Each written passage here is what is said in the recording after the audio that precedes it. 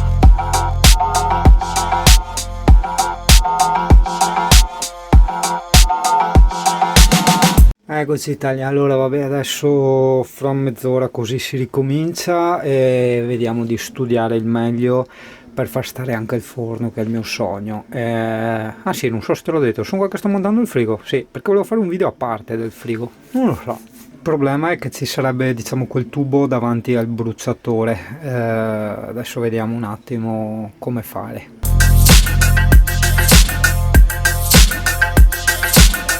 Bon, allora Italia, incrociamo le dita, sembra che riusciamo a farci stare il forno a microonde, che arriva proprio a toccare, diciamo, questa plastichina qua che è lo sfiato, ok?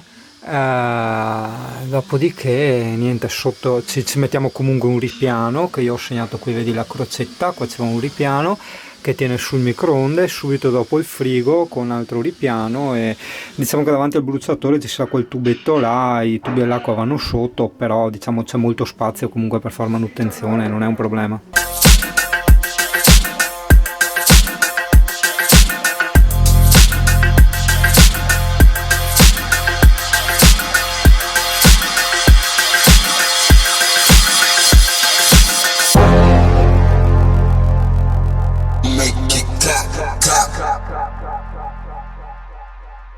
Make it clap, clap. Make it clap, clap. Italia, cos'è tutto questo movimento? Cos'è che sta succedendo a Pulmena? Allora, niente di grave. Stiamo finalmente montando il frigo dei miei sogni. Finalmente l'ho trovato e si tratta del Dometic RMD 105T. Aspetta che controllo se ho detto giusto. Quasi giusto, ci sono andato vicino. 10.5T. Dicono che questo frigo è stato provato addirittura nel deserto e nonostante qualsiasi temperatura esterna raffreddi comunque egregiamente. Adesso dopo ti racconterò meglio ovviamente tutte le caratteristiche tecniche. Questo frigo intanto l'ho preso dalla Joint Lab, li puoi trovare anche come Frigo Lab su internet. È la stessa azienda dove avevo preso il frigo Dometic per Scarosso, perché gira e rigira sono sempre stati loro quelli che avevano il prezzo più basso.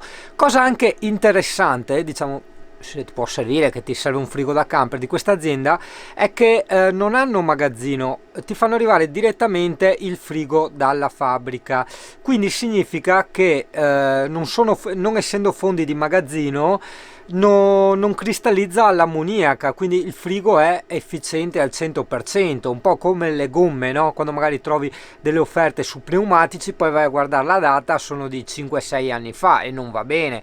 Quindi gomme e frigoriferi in questo caso sono cose a cui bisogna stare attenti, insomma, alla data, o nel caso insomma dei frigoriferi a quanto tempo sono stati fermi dopo la data di produzione. In questo caso il frigo viene sfornato, cioè sembra un po' un ossimolo, però comunque il frigo viene prodotto e poi ti arriva direttamente. Diciamo i tempi di attesa non sono immediati, si può parlare anche dalle 2 settimane ai 2 mesetti, però è a testimonianza del fatto che il frigo ti arriva proprio direttamente dalla fabbrica, cioè lo producono, una volta prodotto viene spedito e ti arriva. Ovviamente di questo frigo faremo più test durante tutte le puntate, durante la storia del canale, perché sai, adesso siamo a dicembre, per carità ovviamente verrà azionato perché io utilizzo il congelatore per mettere le cose surgelate, o se voglio anche tenermi un gelato o la verdura in frigo, non tanto per la temperatura, che d'inverno comunque il frigo anche se spento tiene bello freddo, ma per gli sbalzi di temperatura pomeriggio, notte, hai capito? Quindi tenendo il frigo sempre acceso anche al minimo, tu mantieni una temperatura lineare e quindi non ti butti via la roba da mangiare, hai capito? Come siamo messi? Ok, vedi, c'è un polmino tutto smontato, accidentaccio, fammi vedere, sì, vedi, c'è il disaster. Allora, qui c'era il famoso armadio, ti ricordi, guarda, adesso trovi un casino di cavi, in realtà era e sarà tutto in ordine dentro le sue canaline. Noi adesso abbiamo già fatto un buco per la griglia del frigo, quella inferiore, ossia quella dove c'è il bruciatore, ok? A manina abbiamo rimosso le alette dal termosifone dell'Alde, che altro non sono che delle lamette di alluminio che servono a dissipare il calore che passa dal tubo nell'aria, quindi non è che dentro ci passa del liquido, poi con la forbice tranquillamente tagliarle e strapparle, vengono via perfettamente, non rovini il tubo né niente. Quindi è vero sì che noi abbiamo il tubo davanti al bruciatore, che non è assolutamente un problema perché poi verrà anche isolato. L'unico problema che può essere in questo caso, magari se ti capita anche a te insomma di avere una situazione analoga, è per il discorso della futura manutenzione. Se per caso devi pulire il bruciatore eccetera, come fai? Allora nel nostro caso metteremo del materiale termoisolante con delle semplici fascette, in modo che se poi serve fare della manutenzione, tac, si tagliano le fascette e via. Il tubo è solo alto così, quindi ci siamo ragazzi. Sempre toccando molto ferro, sembra che ci stia anche il forno a microonde barra grill. Per carità è vero che ciò che a me interessava di più era solo il frigo, perché è sempre stato il mio sogno, il frigo grande col congelatore separato, però insomma visto anche il design che è identico sia come colore che come design a quello del nuovo forno che ho comprato, insomma direi perché, cioè, insomma direi li metti uno sopra l'altro, viene una cosa pazzesca, sembra tipo tutto un blocco unico, no? Viene una cosa bellissima, anche perché questo frigo adesso vabbè devo ancora diciamo togliergli le pellicole protettive, gliele lascio, consiglio che do anche a te, fino a quando non sarà completata al 100% l'installazione, perché non si sa mai, entri, strisci eccetera eccetera. Poi alla fine, quando è tutto perfetto e funzionante, gli togliamo tutte le sue protezioni e vedrai che veramente anche esteticamente è una cosa fantastica sto frigo. Comunque adesso facciamo le cose con ordine, ci riaggiorniamo domani che proseguiamo con l'installazione, dopodiché faremo la prova e mostreremo anche il funzionamento di questo frigo che sembra avere un bottoncino solo, quindi scopriamo anche come funziona il discorso. Oh, serve cavi? Porca miseriazza. No, adesso sembra un disastro, in realtà era tutto straordinato, tutto perfetto nelle sue canaline. Vabbè, dai. Comunque Italia. Allora sì, il pannellino dell'Alde verrà messo qua, no? Giustamente, perché là c'era il microonde.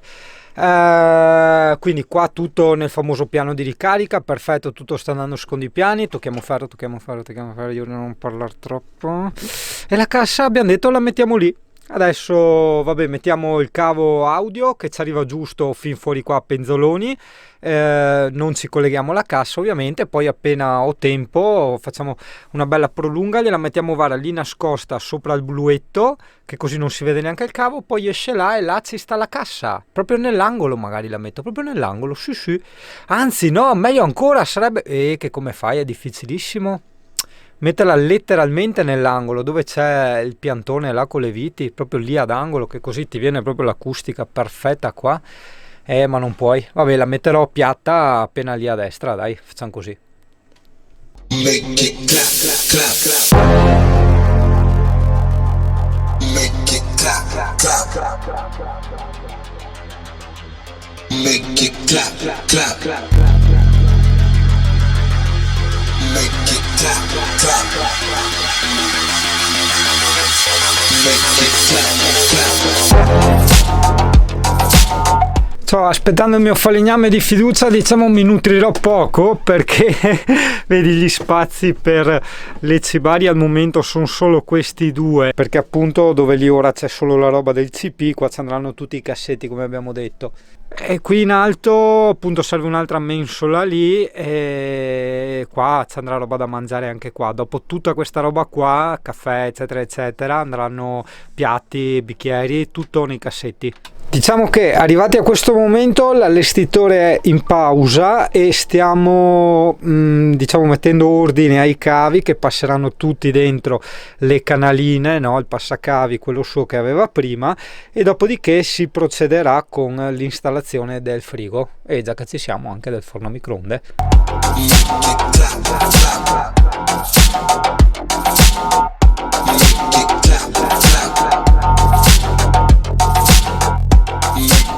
Italia, ancora un po' di pazienza prima di vedere il frigo, perché come hai potuto vedere abbiamo fatto le griglie, stiamo sistemando i cavi, adesso è ancora un po' tutto provvisorio perché vedi ancora cavi volanti, e quindi successivamente insomma si passerà a montare il frigo e dopo vediamo il super frigo che abbiamo preso.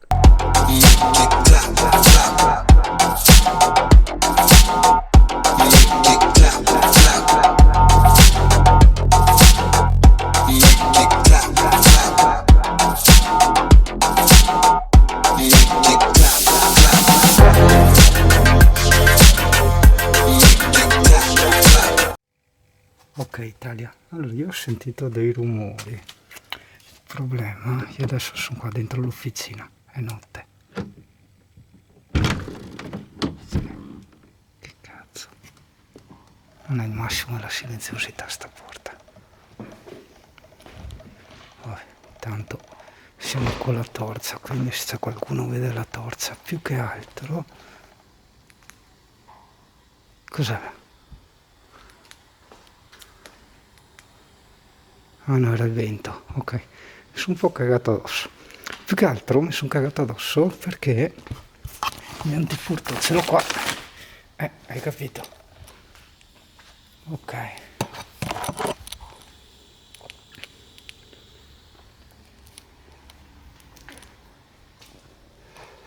Forse il vento ha fatto cadere qualcosa. Boh, a posto. Torniamo all'anno. Notte Italia. So, poi mi chiedono, no, se ho paura a vivere in camper, no? Boh, diciamo, una volta magari quando facevo box e palestra, decisamente no. Adesso ci possono essere situazioni che magari con una pistola ti senti magari un po' più tranquillo, cioè se arriva qualcuno che sono in 2-3 gli spari nelle gambe. Altrimenti, cioè io qualcosa ho, l'accetta, il manganello, i CP, insomma, ecco, diciamo che inconsciamente quando sei dentro, cioè tipo adesso siamo chiusi, no, dentro un capannone, ti senti in trappola, no? Cioè non è che tipo scappi, vai via, però se fossi fuori, però inconsciamente appunto ti senti in trappola, al chiuso, cioè percepisci il pericolo di più, no? Un po' come quando c'erano i furti dove abitavo io, no? Che ogni minimo rumore, no? Tu eri dentro la casa grande tra l'altro, quindi insomma anche difficile da gestire come perimetro, no? Osservazione, tutto quanto. Vabbè, niente, volevo solo renderti partecipe. Domani, che è sabato, non credo che riusciamo a finire il tutto, anzi sembra già che al 100% non riusciamo, quindi per cui mi verrà a prendere Alessia sabato sera. No, questo era il CP che faceva rumore e starò da lei, starò, sì, è il CP, starò da lei domenica e poi lunedì mattina mi riporta qua e si finisce, insomma, ecco. Eccolo.